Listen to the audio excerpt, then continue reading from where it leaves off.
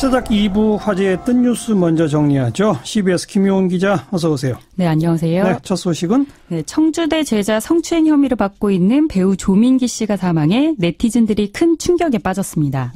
조금 전 속보로 막 떠기 시작하더라고요. 사인이 밝혀졌나요? 네, 정확한 사망 경위는 아직 밝혀지지 않았지만 스스로 목숨을 끊은 것으로 추정되고 있습니다. 추정?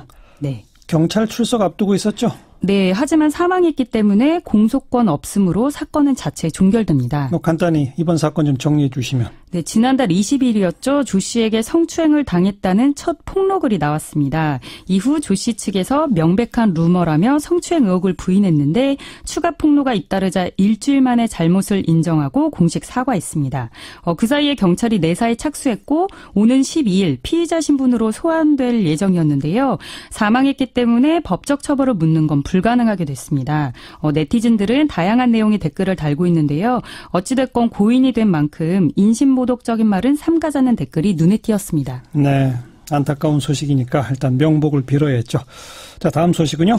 네, 보물 1호 흥인 지문이 방화로 소실될 뻔한 사건이 발생해 허술한 문화재 관리가 또 도마에 올랐습니다. 누가 불을 지르려고 했다면서요? 네, 현장에서 체포된 피해자는 40대 남성 장모 씨인데요. 오늘 새벽 2시쯤 흥인 지문 담벼락을 넘어가서 미리 준비해간 종이박스에 불을 붙였다고 합니다. 네. 다행히 이 모습을 목격한 시민이 112 신고를 했고 경찰의 연락을 받은 관리사무소 직원이 소화기로 불을 꺼서 큰 불로 번지지는 않았습니다. 근데 이제 내벽에 그름은 생겼다고 합니다. 왜 그랬답니까?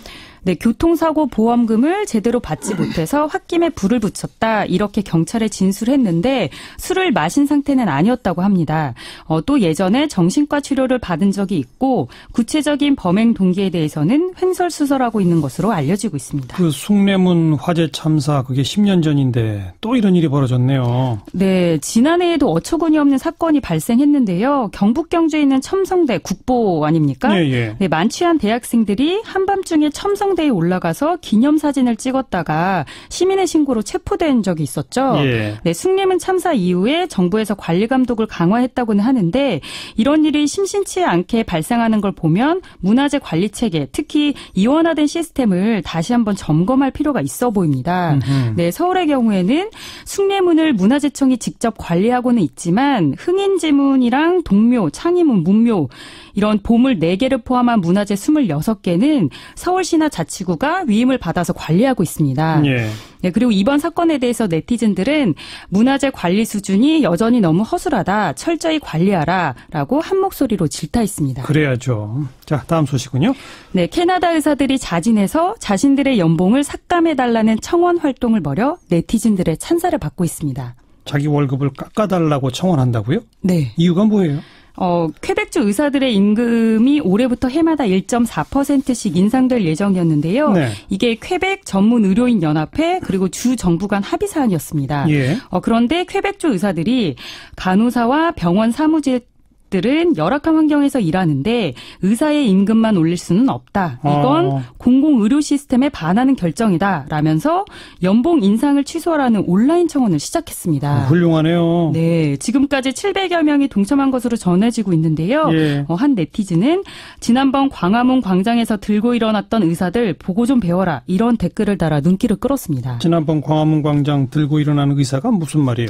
지난해 말 서울 대한문 앞에서 의사 3만 명이 문재인 케어에 반대하는 집회를 열었는데요. 네. 문재인 케어가 뭐냐면 건강보험이 보장하지 않던 3,800여 개 비급여 항목을 급여 항목으로 전환해서 보장성을 대폭 강화하겠다는 정책입니다. 그렇죠. 네, 그런데 이렇게 되면 건강보험 재정이 파탄난다. 저질 의료를 강요하는 것이다. 라고 주장하면서 당시 의사들이 들고 일어섰습니다. 네. 근데 하지만 의사들이 마음대로 가격을 매길 수 있는 비급여 항목이 줄어들면 의사들의 수익이 줄어들 여지가 있기 때문에 당시 일각에서는 의사들이 제 밥그릇만 챙기려 한다는 이런 비판도 나왔습니다. 그거랑 이제 비교해서 캐나다 퀘벡주 의사들 배워라. 네. 수고하셨어요. 네, 감사합니다. 김효은 기자였습니다.